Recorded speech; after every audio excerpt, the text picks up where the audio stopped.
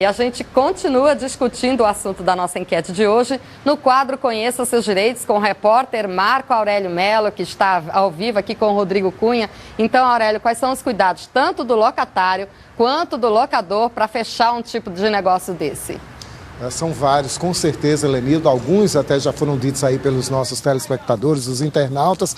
E esse assunto a gente conversa, claro, como também você já falou, com o Rodrigo Cunha. Ele que é especialista em direito do consumidor e tem um blog Conheça Seus Direitos no portal TNH1. Rodrigo, qual o primeiro cuidado, então, que quem vai alugar, né, no caso o locatário, quem vai alugar um imóvel por temporada deve ter? Bom dia, Aurélio, bom dia a todos. Nessa época de final de ano, com as férias, festas de final de ano, as pessoas dão preferência realmente a alugar imóveis por temporada, seja para grupos, para família, mas pensam apenas nos lados positivos, não pensam no lado negativo.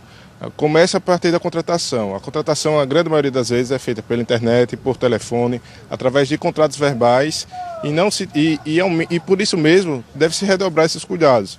O consumidor, como foi perguntado aí pela Juliana, ele não consegue, na maioria das vezes, ver aquele imóvel. Então isso já é uma possibilidade muito grande de se ter um risco negativo ao você contratar algo que você não consegue ver. Mas existem situações que podem diminuir essas chances.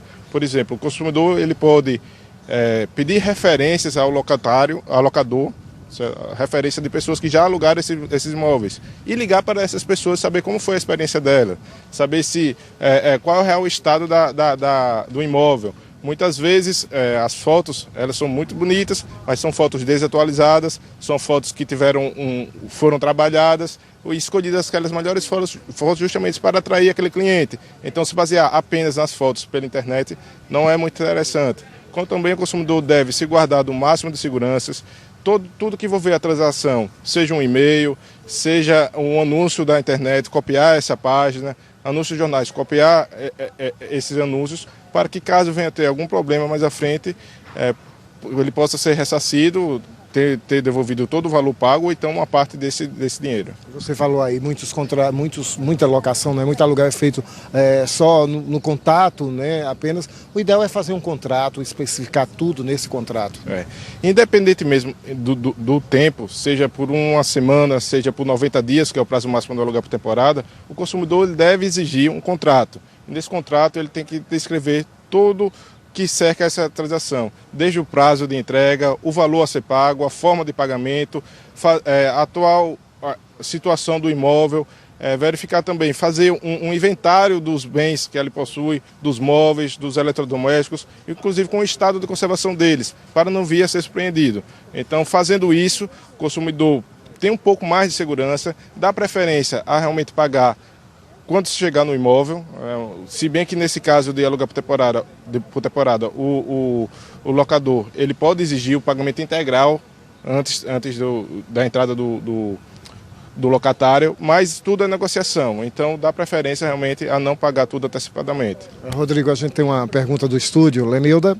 Rodrigo, é que a gente tem algumas informações de pessoas, proprietários de apartamentos, que no começo, quando vão locar, eles fazem tudo isso, tem o contrato, averiguam todos os itens do apartamento. Depois, quando começa a conhecer o locador, a pessoa que aluga, relaxa um pouco, já cria aquele, né, um certo vínculo de amizade, que não é negócio, mas começa a confiar mais e relaxa.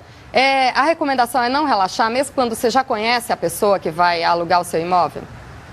Sim, Lenilda, principalmente porque vai criando justamente essa afinidade e cada vez fica mais difícil de cobrar uma pessoa que você tem uma afinidade maior. Então, é melhor deixar tudo que for combinado de forma verbal, por escrito. Se é um caso que já foge um aluguel de temporada, que é um aluguel mais longo e que pretende se ter uma continuidade, já deixar uma cláusula permitindo uma renovação automática, dependendo da situação, para que não venha a ter problemas futuros. Então, o consumidor ele deve sempre se cercar de segurança, lembrando que nessas situações, principalmente da aluguel de temporada, quando não envolver uma imobiliária, e aqui é importante ressaltar isso, é uma relação comum entre duas pessoas. Então não se pode utilizar o Código de Defesa do Consumidor, não se pode utilizar o PROCON, caso venha a ter qualquer tipo de problema, e sim a Justiça.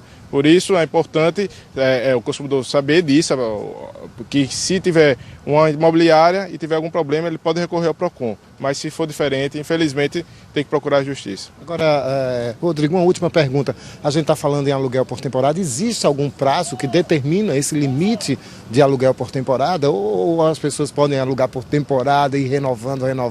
Bem, a temporada ela não é eterna. Realmente ela tem um prazo estipulado por lei, que é um prazo de 90 dias. Não pode ultrapassar esse período.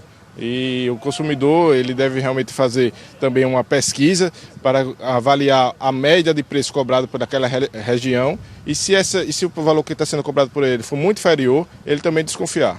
Muito obrigado, então, Rodrigo, mais uma vez por seus esclarecimentos. Mais Rodrigo Cunha, você tem no portal TNH1, portanto, fica aí o alerta, né? É comum nesse período do ano exatamente esse tipo de aluguel, mas é preciso pesquisar, é preciso definir tudo exatamente, colocar no contrato, fazer a vistoria, tudo para evitar. Você tem que se cercar de todas as formas para evitar futuros problemas. E olhe que às vezes aparece sim, e como dão dor de cabeça esses problemas, viu? Voltamos aos estúdios do Jornal da Pajuçara amanhã.